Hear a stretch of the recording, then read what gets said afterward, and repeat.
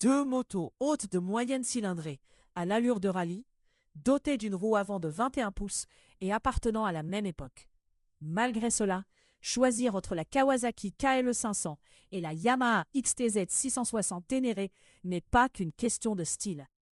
Le comparatif le plus cohérent oppose une KLE A4 ou A5 de 1994 ou 1995 à une XTZ portant les codes 4NY1 ou 4NY2. Toutes deux avaient déjà bénéficié du remaniement de leur carénage de l'époque, mais précédaient encore les modifications réglementaires de 1996. Le véritable dilemme commence avec la motorisation. La Kawasaki associe un bicylindre en ligne qui aime prendre des tours à une boîte à 6 rapports, tandis que la Yamaha combine un monocylindre de plus forte cylindrée à une boîte à 5 rapports. À l'époque, toutes deux étaient principalement considérées comme des motos routières maniables et confortables, et non comme des trails tout-terrain sans compromis. La décision d'achat doit donc distinguer trois niveaux. Quel caractère moteur convient le mieux? Quelle évolution précise du modèle se trouve devant nous?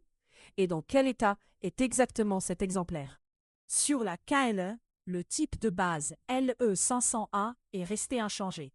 Les millésimes étaient désignés A3 pour 1993, A4 pour 1994, A5 pour 1995, A6 pour 1996 et A7 pour 1997.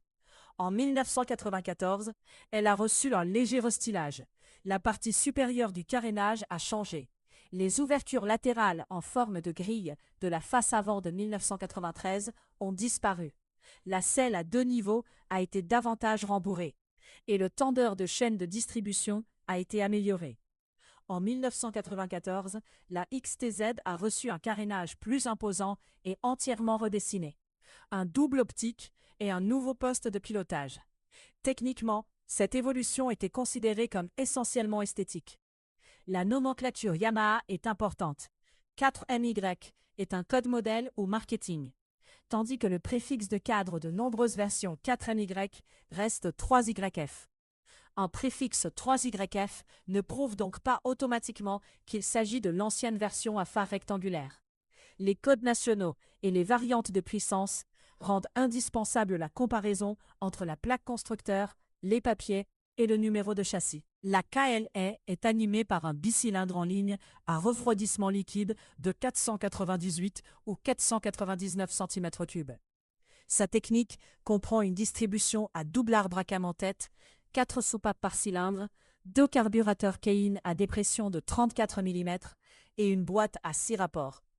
Les essais d'époque soulignent avant tout sa propension à prendre des tours. La XTZ mise au contraire sur un monocylindre de 660 cm3 à refroidissement liquide avec culasse à 5 soupapes, arbre d'équilibrage et boîte à 5 rapports. Ce ne sont donc pas simplement deux trails routiers dotés de carénages similaires qui s'opposent, mais deux concepts de motorisation clairement différents.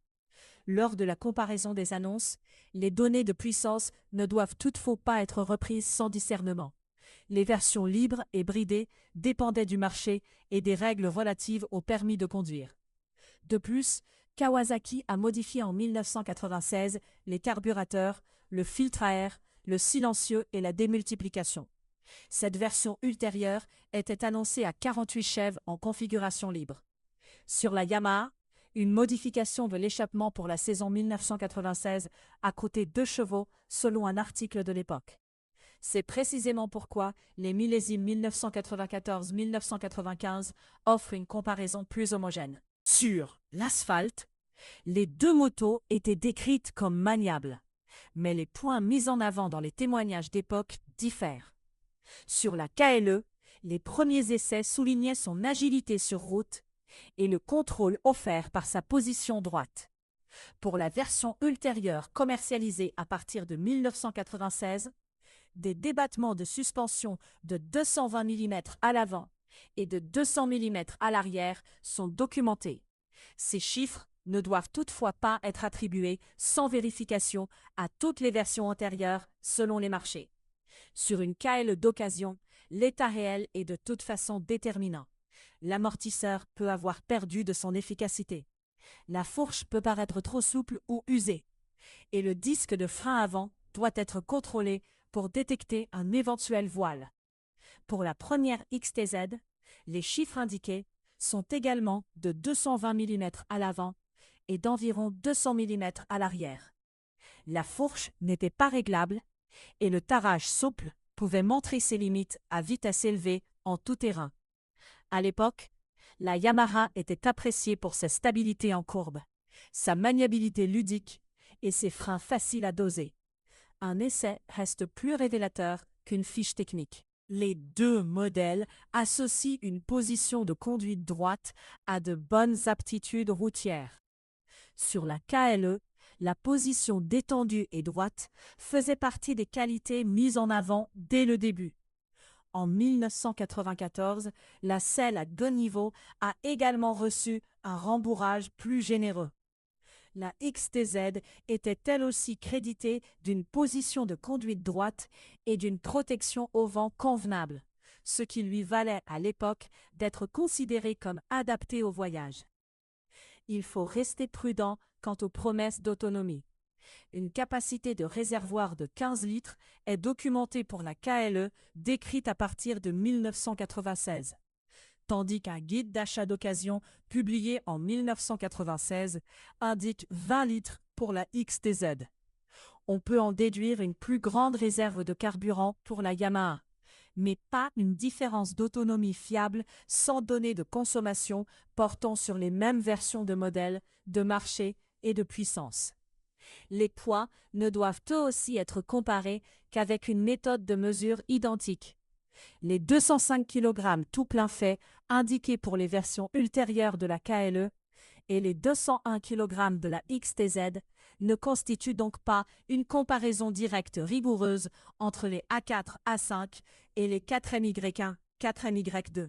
Le style des deux motos évoque davantage le désert que ne le confirment les évaluations d'époque pour le tout-terrain exigeant. Malgré son apparence de moto de rallye, la KLE était décrite dès le départ comme principalement orientée vers la route. Son agilité, son bicylindre qui aime prendre des tours et sa position droite conviennent à l'asphalte et au chemin modéré, mais n'en font pas automatiquement un trail sportif. Sur la XTZ, la roue avant de 21 pouces et les grands débattements de suspension favorisent également les chaussées dégradées et les portions non goudronnées faciles. En parallèle, le tarage souple de ces suspensions pouvait atteindre ses limites à rythme plus élevé en tout terrain. Un guide d'achat d'occasion de l'époque la considérait comme adaptée au voyage, mais trop lourde pour un usage tout-terrain intensif. Il en découle une recommandation d'utilisation mesurée. Route secondaire, voyage, asphalte dégradé et piste facile correspondent au concept de base des deux machines. En revanche, les sources ne les recommandent pas pour les sauts, les vitesses élevées sur terrain accidenté ou le tout-terrain techniquement exigeant. Sur la KLE, l'inspection commence par un véritable démarrage à froid, jusqu'au début de la phase de transition de 1994 en particulier. Il faut être attentif au cliquetis de la chaîne de distribution, car les premiers tendeurs constituent un point de contrôle connu. Sous charge, tous les rapports doivent rester correctement engagés.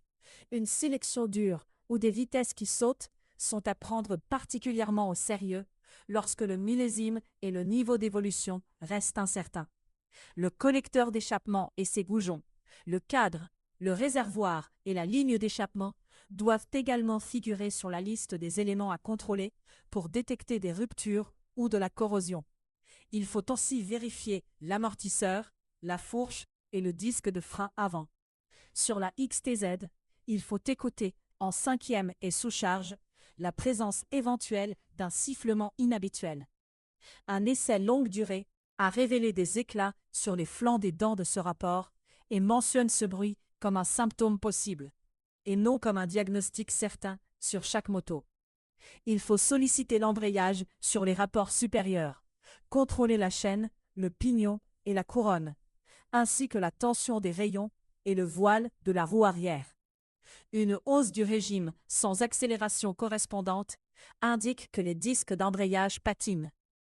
Le dossier ne permet aucune affirmation générale fiable sur la disponibilité actuelle des pièces. C'est précisément pourquoi il ne faut pas déduire du seul nom du modèle que chaque composant est identique entre toutes les années et toutes les versions de marché. Sur la KLE, les modifications de 1994, 1996 et 1997 distinguent des stades d'évolution importants. En 1996, l'admission, le silencieux et la démultiplication ont changé. En 1997, un système d'air secondaire a été ajouté.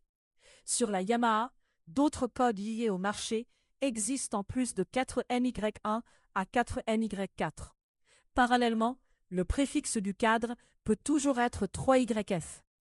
Pour commander des pièces ou identifier techniquement une moto, le numéro de châssis, la plaque constructeur, le code modèle et la version nationale constituent donc la base de travail la plus sûre. Les modifications exigent elles aussi des justificatifs. Sur la KLE, des kits de carburateurs non homologués peuvent compromettre l'autorisation de circulation. Sur la XTZ, il faut vérifier que les échappements accessoires disposent d'une inscription sur les papiers ou d'une homologation valide. Un entretien documenté de la chaîne est utile. En l'absence de justificatif, rien ne remplace toutefois un contrôle précis de son état. Par sa conception, la KLE convient aux acheteurs qui recherchent précisément, dans cette catégorie de trail routier, un bicylindre qui aime prendre des tours et une boîte à 6 rapports. Son agilité sur route et son ergonomie droite constituent les principaux arguments avérés. Les A4-A5 sont particulièrement intéressantes, car elles bénéficient déjà de la face avant de 1994, de la selle plus généreusement rembourrée et du tendeur de chaîne de distribution amélioré, tout en précédant encore les modifications de 1996. La XTZ s'adresse aux acheteurs qui privilégient délibérément le monocylindre de 660 cm3 à culasse 5 soupapes et la boîte à 5 rapports. Elle profite des qualités décrites à l'époque: stabilité en courbe, maniabilité ludique, frein facile à doser, position droite et protection au vent convenable. La capacité documentée de 20 litres offre en outre une plus grande réserve de carburant que les 15 litres indiqués ultérieurement pour la KLE, sans que cela permette d'en déduire automatiquement une autonomie précise. Aucune des deux n'est présentée comme le choix idéal pour un usage tout-terrain intensif. Ce duel ne permet pas de désigner une gagnante objective au classement général. Parmi ses qualités avérées, la Kawasaki KLE 500 A4-A5 séduit par son bicylindre en ligne qui aime prendre des tours. Sa boîte à 6 rapports, sa position de conduite droite et son caractère agile sur route. La Yamaha XTZ 660 Ténéré 4NY1, 4NY2 lui oppose le concept original de son monocylindre de 660 cm3. Un comportement stable et ludique, des freins faciles à doser, une protection au vent et une plus grande réserve de carburant documentée. Toutes deux sont davantage des trails routiers que des machines destinées au tout-terrain intensif. Lors d'un achat d'occasion, l'État peut l'emporter sur les différences de conception. Une moto correctement identifiée et manifestement bien conservée constitue un choix plus judicieux qu'un modèle supposément adapté, mais doté d'un code incertain, de modifications problématiques ou d'une transmission présentant des anomalies. Avant de conclure, il faut donc vérifier ensemble la date de première immatriculation, le millésime réel, le numéro de châssis, le code marketing et la puissance indiquée. L'essai, le démarrage à froid et la liste de contrôle propre au modèle permettent ensuite de trancher.